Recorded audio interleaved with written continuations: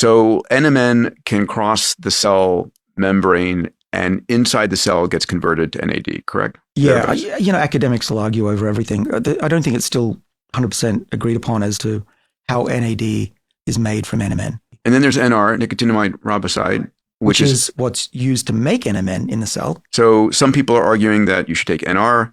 Some people are arguing to take NMN. Other folks are doing, NAD IVs. And am I wrong in believing that an NAD IV is not getting into your cell?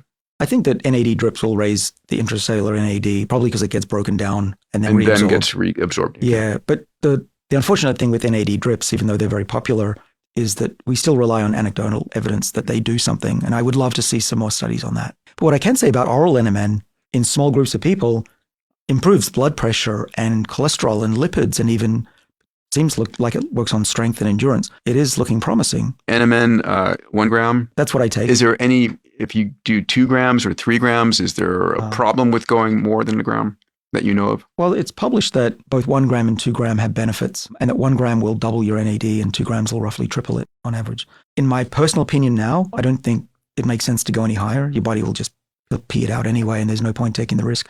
But I know 1 gram and 2 grams seem to be safe in short-term human clinical trials. The reason I would use the Metro Biotech NMN if and when it becomes approved as a drug is because I'm assured of quality and purity.